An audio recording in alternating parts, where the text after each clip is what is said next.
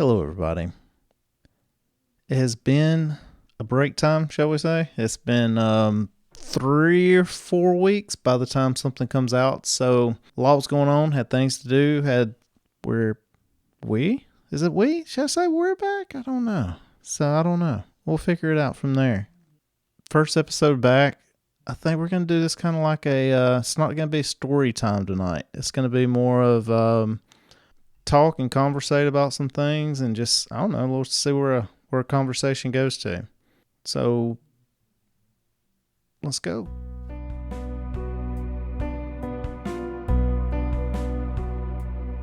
Hello, I'm Brent, and this is Strange Embers.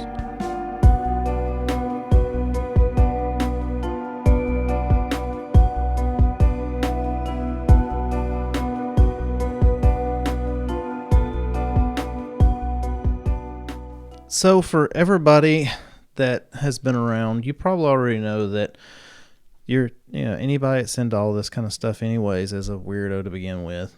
So I grew up with a weirdo myself too. So I'm not the only one into the killers. My sister is as well. And she decided she was going to come on here and talk murder with me. So for everybody, say hello. Hi, this is Tracy. I look forward to spending time with you and talking murder. I mean, that's our interest while growing up, so I'm very excited to be here. Yeah, it makes it sound like a very fun grow up. Our interest while growing up was murder. Murder, exactly. Yeah. So we both were always kind of interested in serial killers and weird stuff, ghost stories and all that kind of stuff. Haunted places? Yes, love haunted places. Even experienced my own haunted place. Yeah. Oh, yeah, she did. I forgot about that. She did. I don't know, just talking about serial killers. Any kind of interesting ones you want to talk about? I don't know. Tell me where you're at right now and we can go from there. One of them I've been looking at here recently was, let's see, the tape that was actually played in court. This was Shirley Ledford. You ever heard of her? Shirley Ledford? I don't think so. This Tell me a was little more about her. I want to say the Toy Box Killer, but it's not the Toy Box Killer.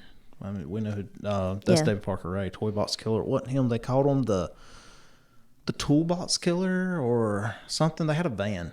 2 guys went around, picked up a bunch of women. This was probably 70s. You know, that's when van murders were all the rage. Oh, that's when the vans were happening. Yeah. I mean, everybody had a murder van. So apparently they would actually, I can't remember if it's video, but audio record.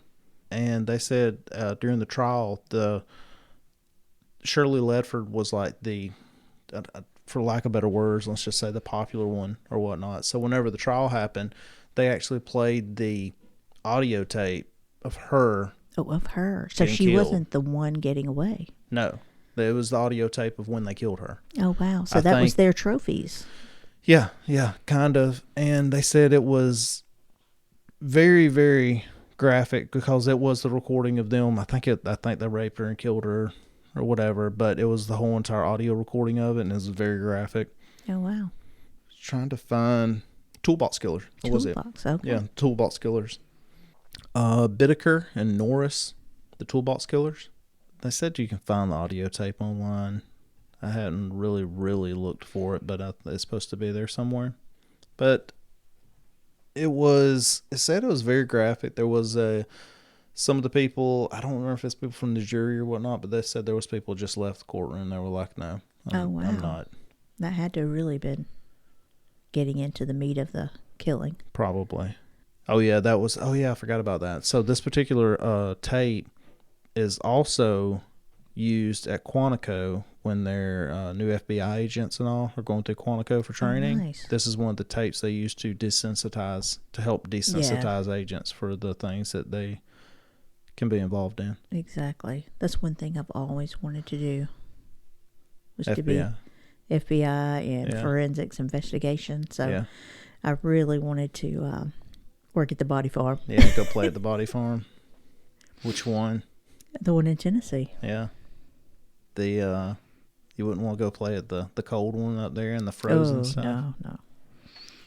I would just bury and burn and blow up, Don't care about the snow and ice. No.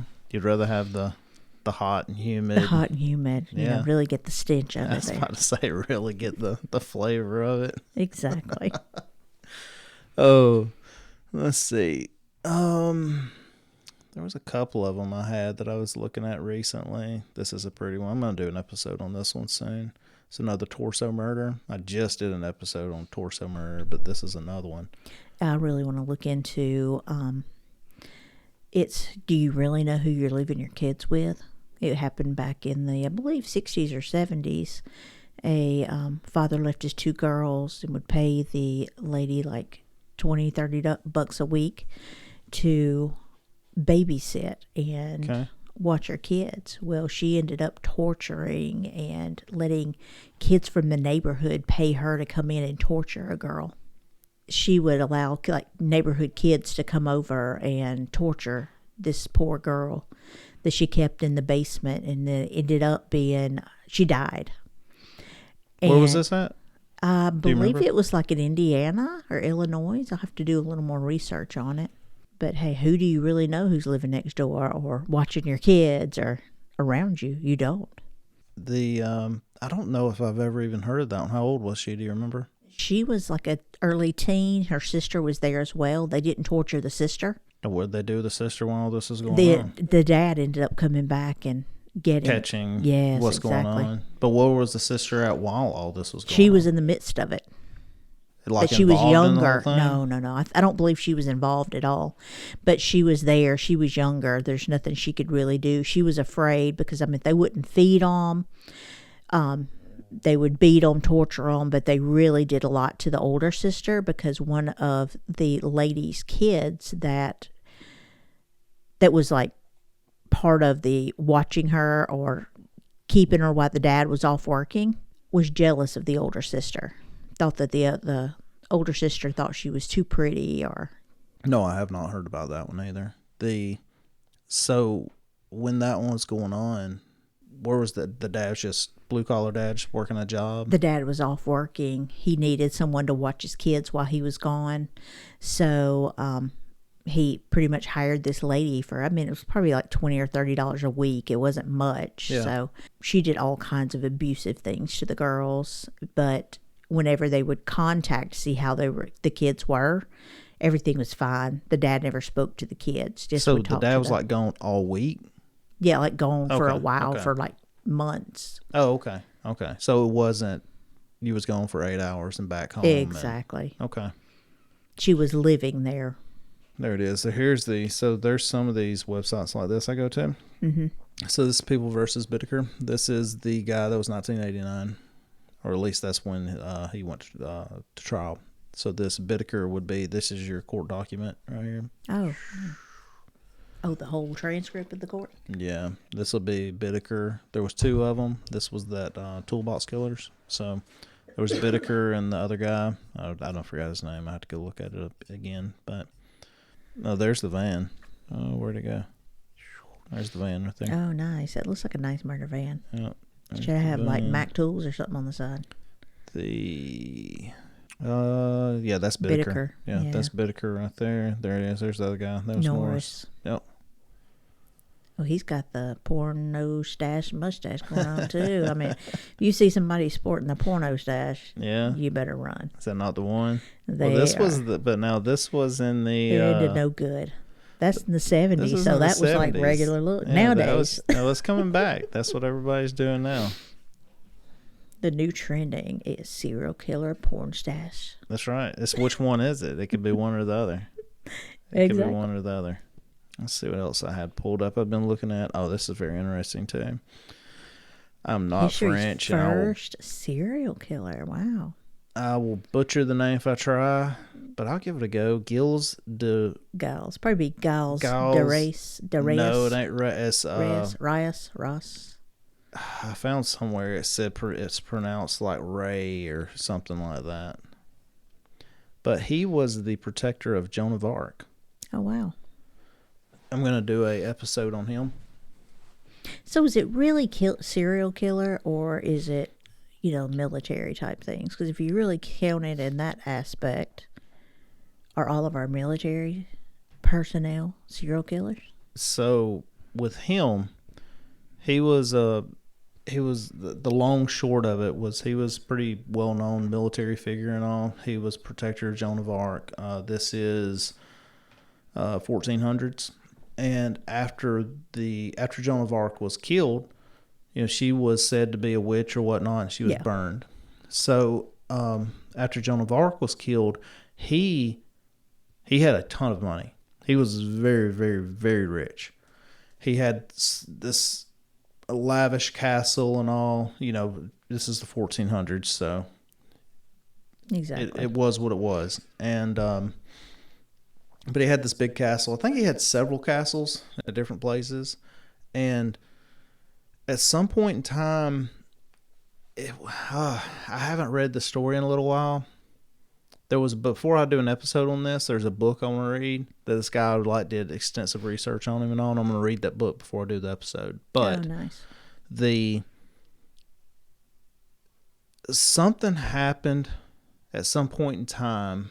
I remember what it was. So he had tons of money. Mm-hmm. He was a Shakespearean. Yep. Loved Shakespeare. Loved all that. He would fund these plays and all to put on all this stuff. He had so much money, he would do things like, let's say they were going to put the play on for 3 days in a row, right? Yeah. Well, they would buy everything and do the play on the first day. Well, would they wear the same clothes the second? No, he would buy all new stuff. Each time it was like he'd spend $1 million. Like in today's money, it would probably be equivalent to like $1 million a night on this play. Oh, wow. And so what happens when you do that? Lose your money. So he becomes broke. He wanted money back, and I don't remember the guy that he found, the guy that he got in touch with, however it transpired, I can't remember. Got into a conversation with him that if he made a deal with some demon, I don't remember which one it's supposed to be. If he made a deal with the devil. No, the demon, not the devil. Not the devil. Demon. Yes, it's a demon. I don't remember which one it's supposed to be. Some entity. So if he made a deal with this entity for his soul, that he would grant him his wealth. So Giles, Rays, however you say his name, I don't remember. But anyways, he would not make a deal with the entity for his soul. He told him he would give him all of his money back. He told him he would do this, he would do that. It was just constant, like he was bargaining with the demon for wealth. Fame. So now when I say he's bargaining with the demon for wealth, was he talking to the demon? No, he was talking to the third party. The liaison between the demon and himself was this guy. Demon liaison, how nice. So where'd he get that job? I don't know, but he would. So through this, then he went to. The demon said something about he had to. I don't remember what it was. Something about torturing. Torture, murder so many souls in order to. Something of that, but it had to be kids or something like that. Oh, wow. Like I said, I don't remember the whole story, but he would.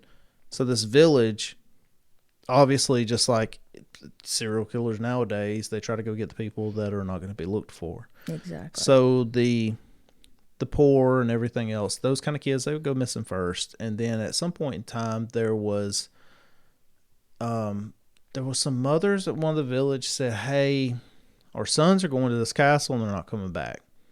So whenever this is when he winds up getting caught or whatever, he would get, most of the time as a boy, and they would bring him up to the castle, dress them up all real nice, put them in all these fancy clothes and everything else, feed them great, do all this stuff, then take them to the dungeon, tie them up, hang them up. Wow. Some of them would be sexually assaulted, some would not, but then tortured until death, as in cutting off limbs, as in doing this, doing that, tortured until they died, and then... So typical medieval torture. Yeah, probably. And they were dismembered. They were all, and then thrown out, buried, whatever it was. And so whenever when they finally caught him, they brought him in. I don't remember if he got guillotined or if he was hung. I don't remember. It could have been a toss-up back in the day of those two. Yeah, they were very popular at Which the time. guillotining back in the day was actually considered like a sport. A family affair. It was. Everyone would come. They would wait for hours prior to the actual guillotining or the beheading, however you would like to characterize it. And thousands would come out to watch. Yeah, it's a family event. Exactly. So, talking about guillotines, I read something or heard something the other day. I just lost his name. Christopher Count Dooku. Count who? Count Dooku. Star Wars. Guy played Count Dooku. I'm not a Star Wars fanatic. Guy, Lord of the Rings. Do you not know Lord of the Rings? I'm not a Lord of the Rings fanatic. Hold on. Oh no, the audience may torture me. Hold on a minute. What's his name? Christopher. But I do like Doctor Who. So, I mean, I do like sci-fi fantasy. Christopher Lee. Oh, Christopher Lee. Okay. Christopher Lee was in attendance at one of the last beheadings across the pond. Oh, wow, really? Yeah. Apparently, I can't remember what the whole entire deal was. It's one of the last people to be beheaded over there. And Christopher Lee made a point to be there to watch. Got a front row seat. What else do we want to talk about? The Kelly family.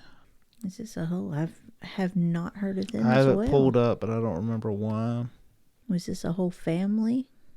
This is an old one, 1888, South Texas. Is this the one? This might be the one that, like Texas Chainsaw Massacre is based on several different kind of events and stuff like that. And I think this might be one of the ones of that where it was the family that was. Is that it? Yeah. Was it the bed and breakfast one? Yeah, where people would come in if they would kill them for the money. Yeah. That was the This one. Benders. That was the Benders, though. That's a different one. So there was one where the grandmother, mother, whoever it was, would hide behind. No, that was this one. That she would stay behind a curtain. They would come in for this bed and breakfast, and they'd fix dinner, breakfast, whatever it may be. She'd pop out and slit their throat. Yeah, but she didn't just pop out. She'd sneak out. Yeah. Well, the guy that got away, that got this whole thing busted, he saw her feet below the curtains, and he refused to go sit down. And he left. And that was, if I remember right, that's the reason they got caught on this one. Got caught. Yeah, that's like in the 1800s back then, which is, they would steal their riches because they were more out west. Yeah. And that was gold rush time. Exactly. Yeah. So somebody's moving through there. Whatever they have is on their person. So. Yeah. And there's no way to contact them via cell phone. No. Zoom. Nothing. So they would be gone months and months and months at a time, and family have no idea what happened to them. Yep. I wonder with talking about the ghost story stuff to go along with this, I wonder if back in those days, so right now, let's just say we have the drone stuff going on right now and all that, right? And the whole aliens are coming thing going on. It's just hard for me to buy into the aliens. I'm just not a big buying into the alien thing. Would it be cool? Sure, it'd be fun. Let's have a hoorah with it. But it's exactly. I can't get on board with it yet. But just like the murders back in, I don't remember when it was, when they thought the lizard people. Oh, lizard people? I freaking love lizard people. Love lizard people. I do.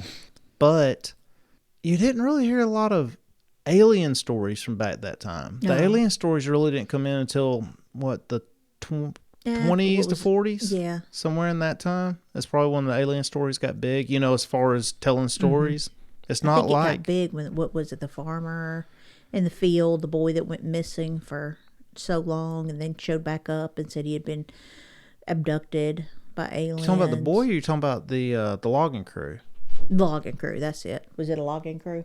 Yeah, that's one of the most famous ones. Exactly. I think that's when it sort of really got big. No. When it got big, yeah, I guess you could say that. But see, I can't think of their names. I'd have to go look it up, and I can't think of their names. But that is one of the most credible alien stories that there is. Yeah. And that is what the movie, what was it? That was based upon his story, But he has even said two big statements from him was he regretted ever telling anybody anything about that because it ruined his life. Mm-hmm.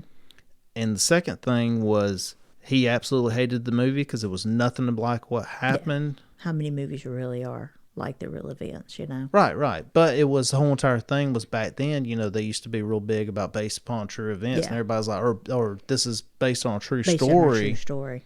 That's where, you know, some of those things like that's where movies now they have based on true events versus saying based on a true story. Exactly. But that was they say one of the most credible alien encounters because of, it was him, 4 other people? I think 4 or 5, yeah. Something like that. But every one of them, their stories never changed. Exactly. They never, you know, everything stayed the same. Everything they saw, everything that happened, you know, over all the years, it never changed. Mm-hmm. I think they were, pretty sure he was on there with Art Bell at some point in time too. He had to be. I'm sure. The reason I was saying that was because back then in these days, you know, like we have the stories of Wendigos, we have the stories of, you know, any kind of cryptid. All the cryptids, yeah. And there's a lot of those stories that go back like to old days too. Mm-hmm. I mean, they might not have called them the same thing, but they kind of line up. But you didn't have a whole lot of alien fire in the sky, little, you know, the Greys or any of that. Why didn't we have the stories back then? That's true. That's a good point. Or is it just we can't interpret what they were saying? It could be either way. Because or they really knew what it was, because back then a lot of the country, the space, the whole world was just an unknown entity. They really didn't know and traveled much or what was really going on. So, well, not only that, is if you had it like that, so it would be today's day and time. Somebody would say it's a UFO, or if it's we can't say it a UFO anymore. It's what is it, a UAP, or what do they call it? I don't remember, something like that. Whatever it is, I don't remember what it is, but we'd call it that now. We'd have descriptions of it to stuff, but I mean that would be like if something were to fly through the sky back in the day. Exactly. If they would have seen an air or some type of craft in the sky, that looks like that would have been big news back then, because that's unheard of. Well, that would be. Well, how would they even describe it back then? I mean, that would be kind of like, I don't even know. I mean, I don't even have words to even think about how would I describe that? If I lived back then and I saw something fly across the sky like that, this thing that had lights running around it or whatever it may be. It was the end of the world. The end of days was coming. Yeah. And I mean, it's the fire in the sky. I mean, that's, you know, that's what they said, but how else would you describe it? Yeah. Yeah, it would have been a phenomenon. I mean, it would have been, you know, celestial type thing. Like who knows? And most people back then were extremely religious and God-fearing people. So I'm sure it would have been a end of days kind of thing. Oh yeah. Yeah, you know that probably was. It's all going down. It's over. Yeah. Like, what did you do, Bob? But I mean, what did you bring this reckoning to our home? But even with that, like, just say like a Sasquatch, Bigfoot, and everything else. I mean, they had descriptions of that kind of thing. There's been tales of Sasquatch for ages, and you know, forever and millenniums. Exactly. Yeah. I mean, I'd love to have a squashy in my backyard. Who wouldn't? Absolutely, I would. I can't remember which comedian said it. There was one of them, he was talking about Sasquatch in one of his stand-up bits and whatever, and he was like, I don't know which one's scarier, that there's a 8-foot ape-like monster that runs around, or are all the pictures that's being taken of him, are they real pictures and it's not a Sasquatch? There is a blurry monster running around in the woods. A blurry monster is in my backyard right now.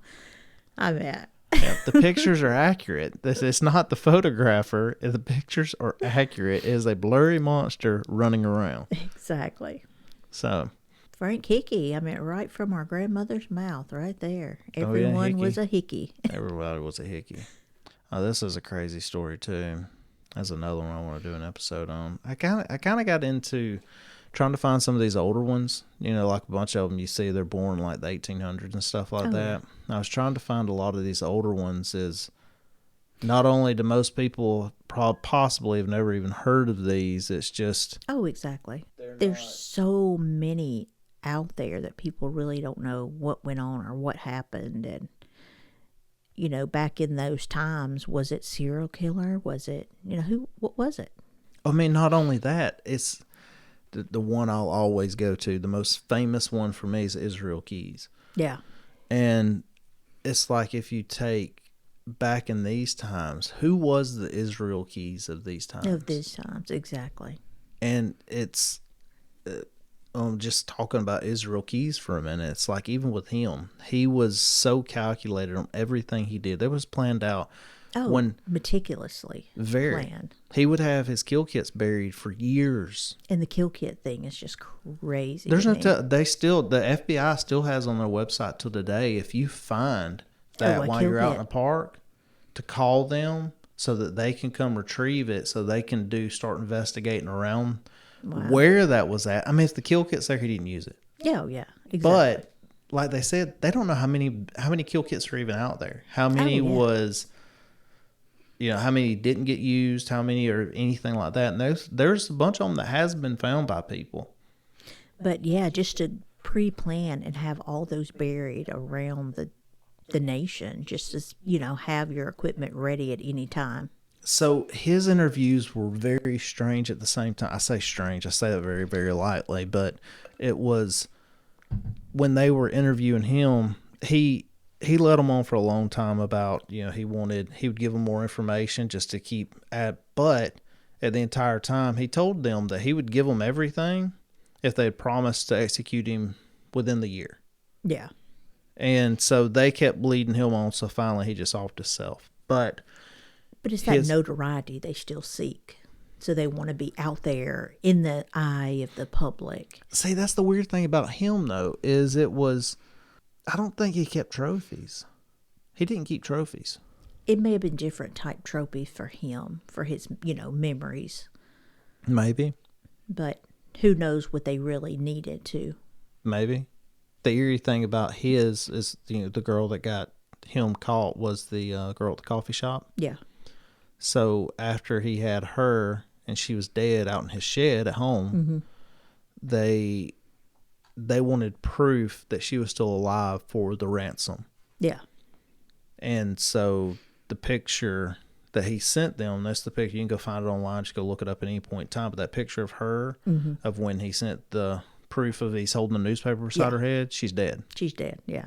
He had her in the freezer. He got her out, sewed her eyelids open so she would look alive and all. Yeah, she was dead in that picture. Yeah, the proof of life they needed for that. But yeah, it wasn't even about the ransom or anything else. But then he used the ransom. He left with the ransom that they wired, or I can't remember what the whole entire thing was. They left it somewhere or whatnot, but he used her debit card. He used the ransom money. He was, I can't remember, somewhere in the lower 48 at that point in time. But his whole entire thing was, it was so weird that he took her, though, the way he did, being so meticulous about how he's done it for years, because he didn't scope anybody out. He's even said it when he was in his doing his police interviews with the FBI, was he didn't have a particular MO. He didn't have, so whenever he would go, he might fly out of Alaska to Arizona. Yeah. Then he'd rent a car from Arizona and drive to Michigan. Kansas or wherever. Then he might rent another car from Michigan and drive to Florida. And then while he was in Florida, he'd go dig a kill kit up, and it was opportunity. It had nothing to do with, I want this MO. It was opportunity. No type of, what is it? Your type of victim. You know how you usually stick to that same type. Yeah. And if it crosses the line where their hair may have been blonde and they dyed it brown, and then realized, oh wait, why's your hair different? I don't want you anymore. Yeah. That was one of Ted Bundy's famous ones, a girl he had stalked. Yeah. I know. Oh God, you said that. So Ted Bundy. Yeah. Do you know the story about when Ted Bundy almost got caught? Do you in know the that woods? one? The one in the woods? Yeah. Now, did you ever hear the story about them talking about it years later? No, about the I did people that not. came upon? It was after Ted Bundy was caught, obviously, and they asked Ted Bundy, was you ever close to getting caught at one point in time? Mm. And he said, one time, only once did I almost get caught. And they said, what happened? And so this interview apparently was on, it was broadcast on public television or whatnot. Nationwide or whatever, because exactly. the woman, I can't remember if it was him or her. I think it was her. But she was married, had kids and all that. Mm-hmm. And she's watching that and she was like, oh my God, that's me. Yeah, because he didn't know who they were or anything. He just told the story. And she's like, when that came on, she got her husband or whatever. And she was like, oh my God, that was me. Exactly. And because when he told the story, she knew everything that happened. She was on a date. And they were walking in the woods. Mm-hmm. They went somewhere, wherever it was, and they decided to walk down the trail. While they were walking down the trail, they heard a noise, and Ted Bundy steps out of the bushes. And he actually step out and he actually seen? Yes, if I remember correctly, I was thinking they never did actually see him, but the ground was mushy or something. The guy stepped, and when he took another step, that's when Ted Bundy started to walk out. Did he start to walk out, or no? That's when he made one or the other. Either he stepped out or he made a noise, and he felt something squishy. Mm-hmm. They did not look down. No. They turned around. They just turned around. They both said they had this real uneasy feeling. No, he didn't step out because Ted Bundy said that he was about like 2 feet from them. Yeah. Yeah. But they stepped on the girl, the dead girl that was on the trail. They said it was squishy. They turned around and they left. He didn't go after them. He didn't do nothing because he said the reason why is because they didn't look down. Yeah. He said if they would have looked down, he would have snatched them. He would have killed them. Exactly. Yeah. But they didn't look down. They didn't do it. They just turned around and walked off. So he just stayed right there and let them walk off. I know. How scary is that? That close. How many times have you been within inches of a psychopath? Anybody. No one really knows. Anybody. Exactly. We have a story from childhood when we were that close to a murderer. Do you even remember? I don't remember that. It was our neighbor's birthday party. Their mom had come into town. They were having a birthday party at the motel where she was staying with her boyfriend. And our, please, can we go? So we went over with them. They had their birthday party. And then that Sunday night on the news, they were on the news where they were caught for killing a man. Oh, wow, really? You don't remember that? No, I don't remember that. Oh, my gosh, yes. Yeah. So I always tell my mom, I can't believe you sent me to a murderer's house for a birthday party. Oh my goodness. I can't believe you don't remember it. I do not remember that one. Yes. It's pretty interesting. I'll have to look that up. You'll have to. I'm not going to tell who it was. Nope, we're not going to say names. But I will look it up. Protect the innocent. We've talked a lot about murder. We talked a little bit about cryptids. Oh, heck, I love haunted. That is our next thing. We need to start doing haunted house tours. Go into haunted places. Speaking of that, so I've told my wife about this. Oh, let me say one thing before you go into that. Ahead. You ever notice that all the hauntings are from period times? Why? Everyone. So or they're not. Haunteds from there's the not 90s. one single ghost walking around with a Nirvana shirt on. God, not I know. one. And see, that really disappoints me. I mean, I don't know what it is. There was a memo that went out, and they was like, "We're done." You know, right about 1950s. Yeah. We're done with hauntings. That's no it. more. There could be no more ghosts. No, we can do poltergeist. Oh, poltergeist. We're bringing out our southern roots. This is southern fried murder today. That's right. We can do poltergeist, but there's no hauntings like that. We're not walking around full apparition with a Nirvana shirt on. No, I meant that's very disappointing. It really is. Because I meant, just like Houdini, when I die, I'm going to let you know. I'm going to come back and say, hey. And she did it. She did it every year, all the way till her death. I know. She gave him every opportunity he needed. Exactly. That's very, God, Houdini. That's a good conversation right there too. Houdini was really, really interesting because to be a what's the word to use? Well, he was a magician, an illusionist. An illusionist. But he was there to say, hey, I'm going to prove what the others are doing. And That it's to show fake. you exactly, he was proving everything was fake and it was not there. Oh, they hated him. And They then his hated him. wife was so into the Occult. occult and the seances. Yeah. Yeah. And Oh, yeah. you Yeah. know, She was really into those. And it wasn't just Exactly. because he said that he was. She was into those. and they had so many, which I can do the toe popping. Like they would use the toe popping Right. for the knocks. Yeah. And have them audible, like those two sisters. Yeah. That were big into the seances Oh, back in the day. seance. What's the word we want to use?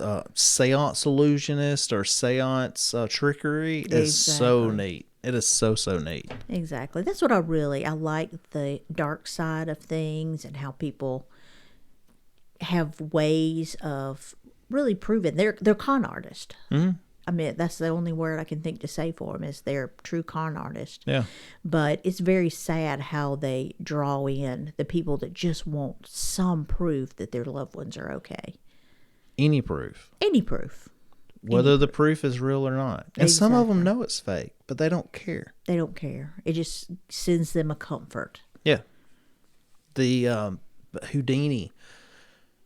Houdini was so neat because what would Houdini think about? Because I love magic too. Oh, I gosh, do love I magic. know. And you know it's But fake, but it's I don't care. It's all So about when you can pull showmanship. it off that good, Oh, just like card tricks, like anything, it's sleight of hand. exactly. It's the showmanship. It just draws you in. Yeah, and when you can pull it off that good, where you have to, and the one key to this is you never do your trick twice for the same audience. Yeah, for the same audience. Exactly. So the key, like with Houdini, his was all like escape artistry. Escape artistry, yeah. But he knew how to, pick those locks, get out of did. those straitjackets. He did. But his stunts were dangerous. That's what it just, proved to show. He was showing how He was a showman. innovative Yeah. he was and how he could get out of these dangerous situations. Yeah, I wonder what he would think about magic and illusion of what it is today. I wonder Oh, what he would yeah. think Illusion today is not right there up close and personal. I mean, they have these big, elaborate stunts. about it. One person I don't even know. Well, I guess now it's more common knowledge now, but one of the illusionists that most people I would have never thought it for the longest time, but I think it's common knowledge now is what's his name? Doogie Howser was. Oh, is he a magician or? You didn't know that? No, I did not. He's huge into it. Yes. No. Like he is a really good magician. Oh, wow. I can't think of his name. If you wouldn't have said it, I could have brought it right out. I mean, he's huge star. Oh my God. Neil Patrick Harris. Patrick Harris. That's it. Yeah. Yes, oh my gosh. I love. He is a huge magician. He actually there is I want to say like Houdini. I don't remember what it's called. I can look it up, but it's like Houdini Club or whatnot, Magician Club. yeah. He's the president of the whole thing. Oh, wow. That's so interesting. I would love to delve deeper into Neil Patrick Harris. What was that? What is that thing called that he is? I don't think it's just magic. That might be it. Magic Castle. I think this is it. The Academy of Magical Arts. Yeah. Wow. That's crazy. Yeah, he is. He's like huge into magic, and he's really good. But I thought that was more of a common knowledge thing now, though, because there was one of those reality, I guess it was reality show, reality show, whatever, where they do, I guess, be kind of like a America's Got Talent kind of thing, but magic. Oh, it's a magic something like yeah. talent show? This is Wow. years ago. I don't hardly ever watch TV, but this is years ago. I think he hosted it or something. That's neat. But yeah, he's huge into magic, and he owns some Houdini stuff. That's awesome. It might be his own personal museum, Yeah. or it's there or whatever. I can't remember, but he has some Houdini stuff. That's nice. So, anyways, we got off. We was going to talk about something. We got over to illusionist. I don't remember what it was that we was So gonna your say. wife, Haunted houses, ghost Yes. tours. So I was telling her. So you was asking about this. You was asking it's for anybody that's listening. She's actually here with me tonight. So you was asking about this. Yep. So this is a gimbal. And I talked to my wife about one of the things I would like to do is if it becomes interesting to the audience or whoever, I thought about going. I love ghost tours. I know anybody that's listening, anybody that has listened has heard me say that a bunch of times. Oh, yeah. And I do as well. not only just the ghost tour part of it, I love the ghost history. stuff, but the history. Exactly. That's what I really get into and thrive from is I love the history of places. But it's not just that. It's a whole show. So if you go to a good ghost tour, for anybody that's never been on one, if you go to a good one, it's the host. It's whoever's taking you on this journey. You're walking with them through the streets or whatever. Some of them will dress in period outfits. Some of them will dress in different things. Some of them's just plain clothes. But some of them are amazing storytellers. Some of them are amazing historians for where they're at. And they'll bring you into that time period and make you feel a part of it. Like you're actually walking through that period of time into their shoes and know exactly what's going on. So what I told her, one of the things I'd like to do at some point in time, if it becomes interesting to people and they want to see it, is I would like to go to some of these ghost tours. Mm-hmm. And whenever I go to ghost tours, talk to them about would they be interested in having a private tour? Could I book out the whole thing or whatnot? Yeah. But I'm going to have my gimbal and I'm going to film it. So not only would I be on the ghost tour, I could take everybody along for the ghost tour also. Oh, yeah. Because there's some people that don't have access to, certain places or whatever else. They can't get to that place. They want to see a ghost tour. I'd be very interested in doing that. There's tons of them, and I love to go on those. Anytime we travel anywhere, they're always fun to go to. But the history of it a lot. Savannah, Georgia, that one was amazing. Oh, yeah. Well, I had the opportunity to go through Tombstone. Oh, yeah. Yeah. And did you do the ghost tour when you was out there? I didn't do the ghost tour, but the whole haunted Tombstone thing. Right. I went to a couple of them, but the Birdcage Theater. Yeah. And they did a brief little history of the Birdcage and their ghost tour there and the Gambler and the tiny. And it's just amazing to see those places and how tiny they are and how people lived back then. I mean, the ceilings were maybe 5 foot. Yeah. I mean, I felt like a giant.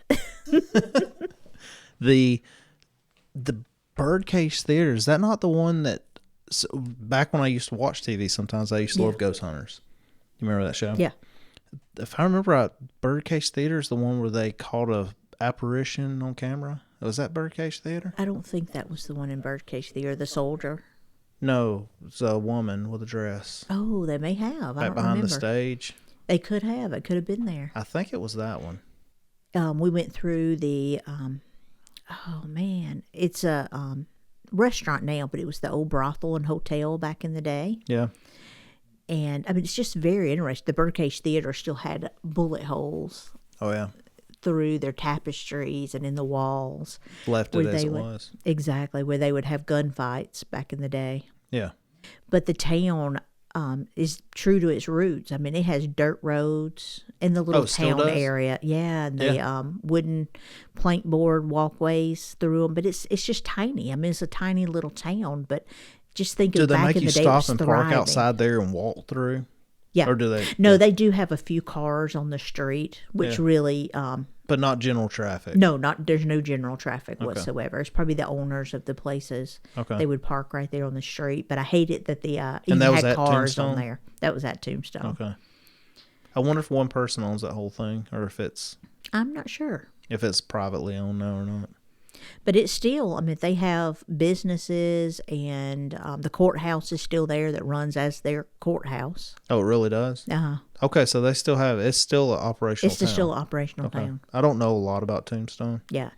Those small little Old West towns are very, very quaint, very tiny. Bisbee, we visited Bisbee, Arizona, which was very interesting as well. See, that's what I was wondering. There's some of those old ghost towns and stuff that nothing was there. So you could go in and literally buy the ghost town. Oh, wow, yeah. So that's what I was wondering about Tombstone. But if it's still a functionable town, it's then a functional little town, yeah. It shouldn't be privately owned, I wouldn't think.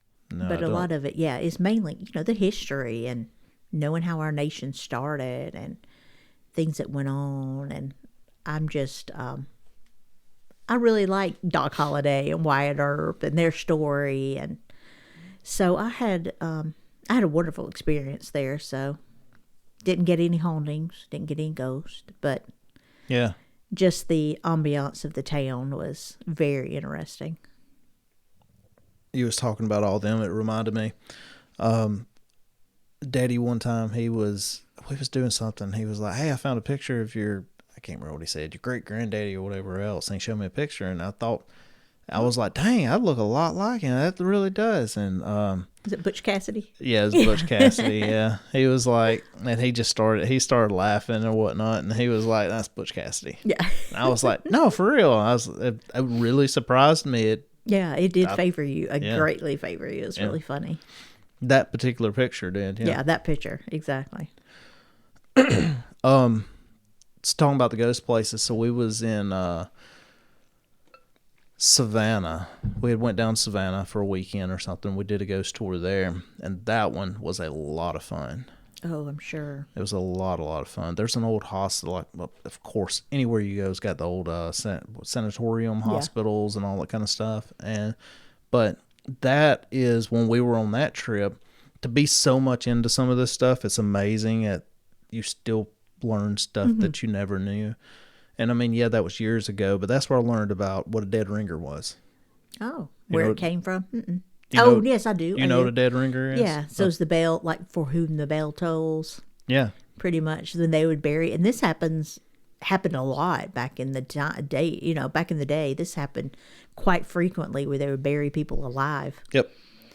And if you were wealthy enough, yeah, because if you could ring you had your to bell pay somebody to listen for your bell, and that's where awake came from. You had to stay awake. Yeah. And so awake at one point in time, well, they would they sit still the did dead. that back when mother's grandparents, they would have a wake where the body actually stayed in the home 2 days, I think. Day or 2 days. I'm not sure how many days. I was thinking it was longer than that. Was it? I a thought lot it of was only people a couple have days. like the wake and they stay there for like 7 days. Somebody has to be awake. Then that's the reason I called it awake. Somebody has to be awake the whole time, just in case. Just in case. They're not dead. Exactly. But now with formaldehyde and draining the blood and all, that's not going to happen. But it was a ritual back then. Yeah. And then you had the dead ringers. If you had enough money, when you got buried, they'd tie a string around your toe. String goes up out of the ground, hooks to a bell, and somebody would stay right there. So if that bell starts ringing, they call in reinforcements and they go to digging quick. Digging up. That's for whom the bell tolls. Yeah. And they got to figure out which bell was ringing and who is it. And that was one of the... Get them out of the ground. And that was also where one of the vampire lures come from. Because whenever they would dig people up, they got buried alive, they'd dig them up and they would see scratch marks on the inside of the coffin. And they were like, it was a vampire. So that's where, if they suspected anybody being a vampire, they would stake to the heart when they buried them. Exactly. Yeah.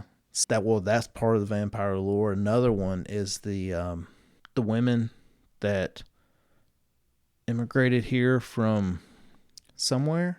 I don't remember where, but God, what are they called? Coffin girls?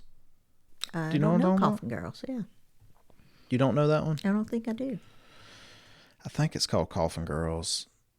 Coffin girls, suitcase girls, casket girls. What is the legend on that? So casket girls, when they came in, I'm not going to read this whole entire thing, but so casket girls, whenever they would come in, they'd arrive in, they had all these suitcases and they looked like caskets because they were big suitcases, had their petticoats in it, had different things in them, and they would, the suitcases appeared to be large enough to carry a body. Well, heck, just to fit the dresses of the time in there, they had to have a casket to drag them around. Right. Thank goodness we don't have to wear those anymore, girls. Oh, and then the big poofy things that were on the dresses. Yeah. So back then, they didn't shower. People didn't bathe every day or anything. So they would also... Your own mystique. It went down the line.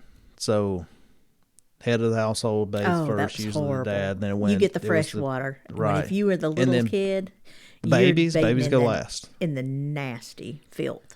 So Ugh. part of those big dresses or whatever also were to hide stench. I could see that. Yeah. But, ugh.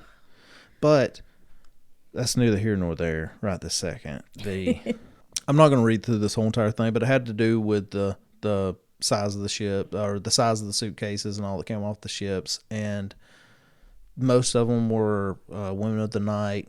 They worked brothels. They worked stuff like that. So we were only up at night. The oldest profession in the book.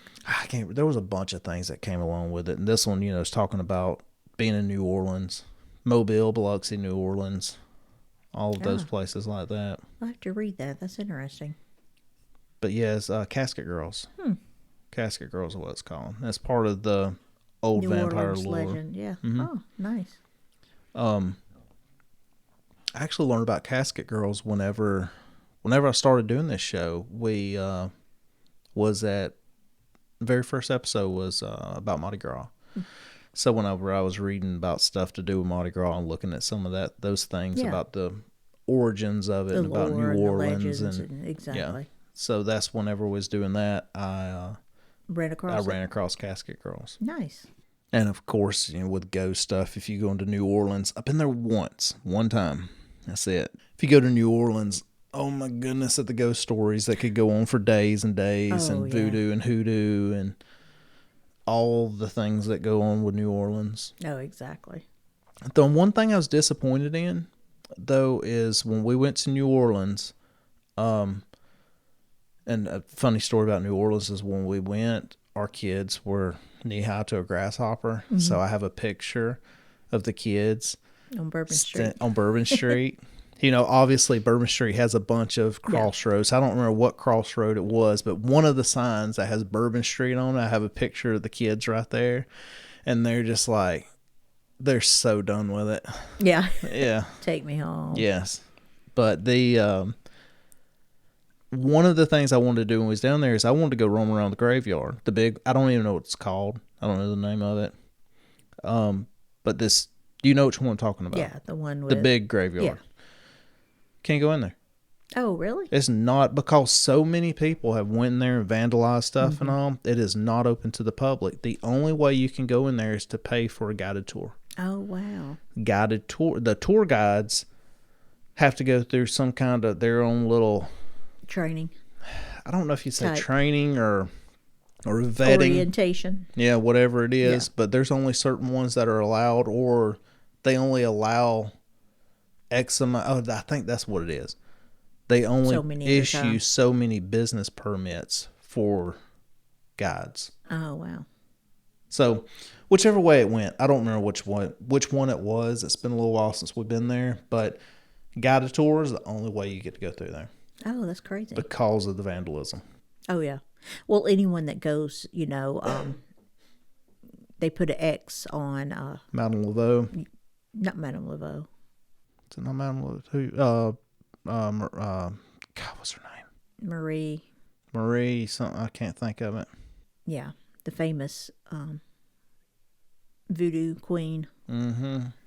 I can't think of her name. You have to put an X on the grave for something about curses. I'm not sure. Marie Laveau. Yep. Not Madame Laveau. Yeah, that's where you threw me off there for a minute.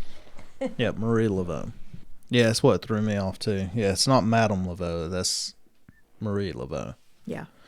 Also, another little fun fact about that place is, Nicolas Cage. Oh, he owned, yeah. He had a plot there.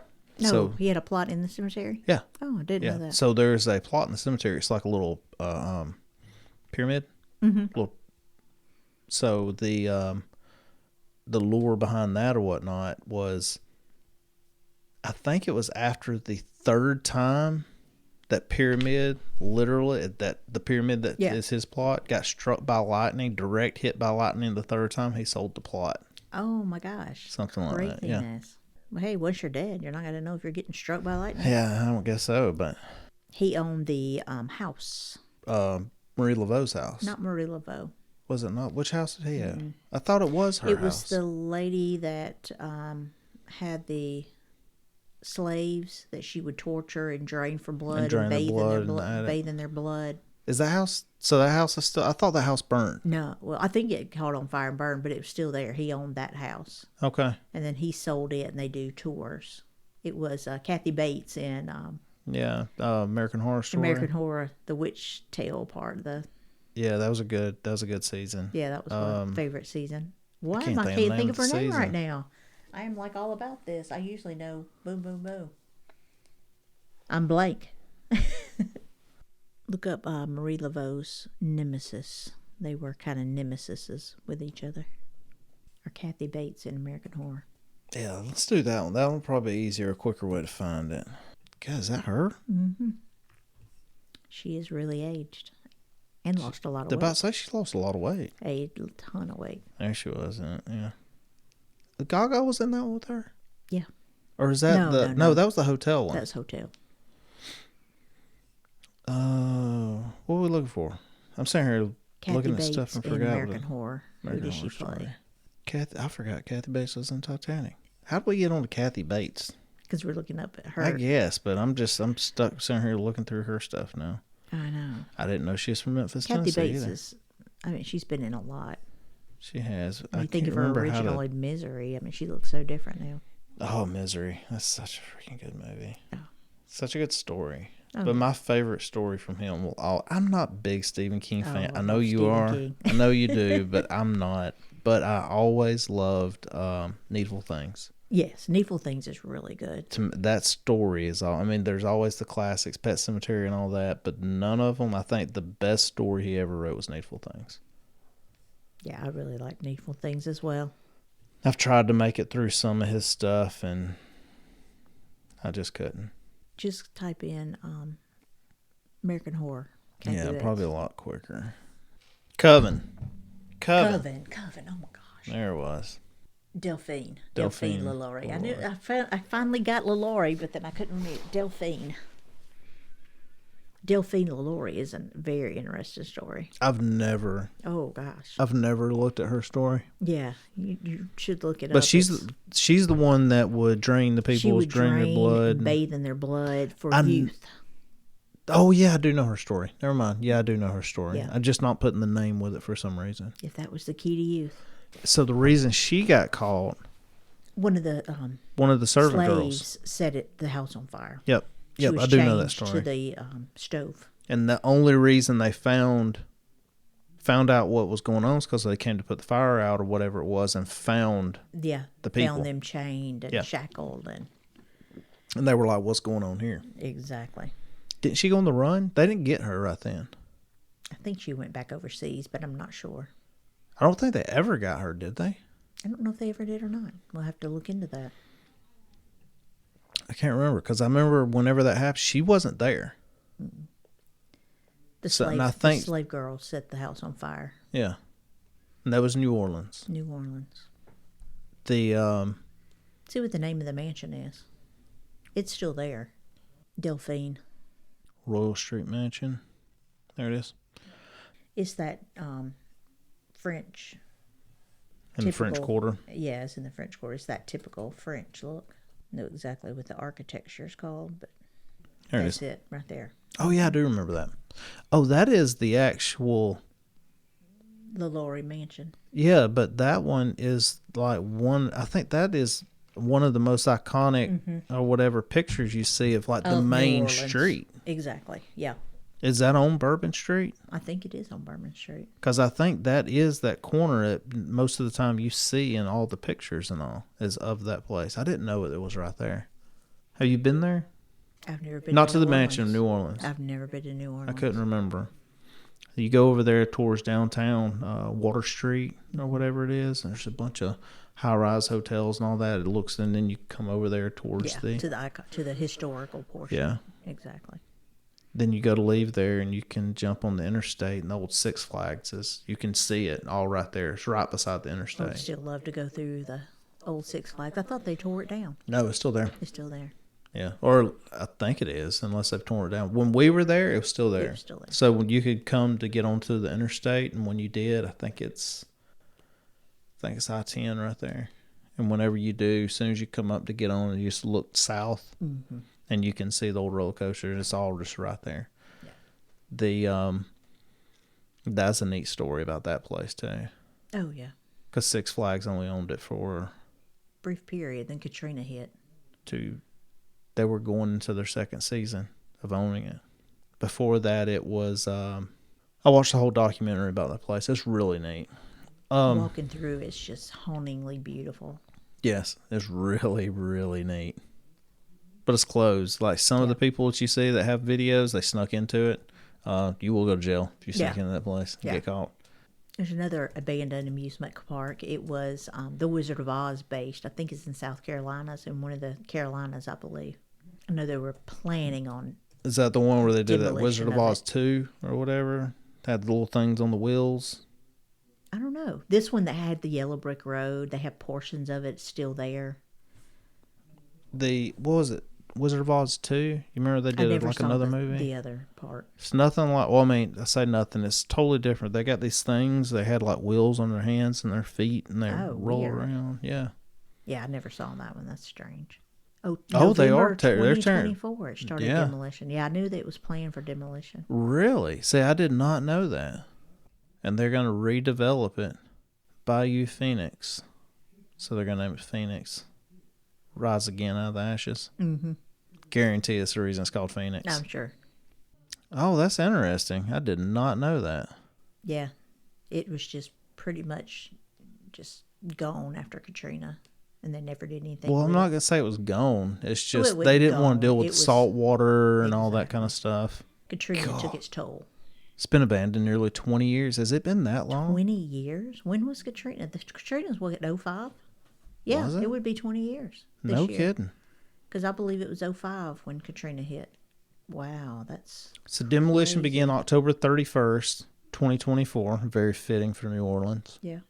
However, demolition was halted November 7th of 2024 due to a contractor lacking proper licensing. So demolition resumed with a new contractor. Wow. So it was. If it was halted then, just say if it began again towards the end of November, I mean that's a lot of stuff. It's not like they just. Yeah, it's probably still going on. Yeah. I mean, that's a lot of taking down because all those. It's not just ram it over with those roller coasters. No. They have to go and kind of crane them down. Take them apart. So that's pretty neat. So, anyways, we will let's wrap it up for today. Yeah, and hopefully let me know what you think if you want me on the show, and I would love to be a part of it. You got a tale or two you'd like to tell sometimes? Oh yes, definitely. I could always come up with some tales, like even from personal experience. I may tell my haunted story. Yeah, maybe one day. And how my brother has tortured me for years. Years and years. For real. Yes. Yes, it was a pretty good one. We, books, I'm not going to say titles of books or anything else, but we went and found the story of this haunted place, and it's actually... I don't believe it's any longer there. I think they actually tore...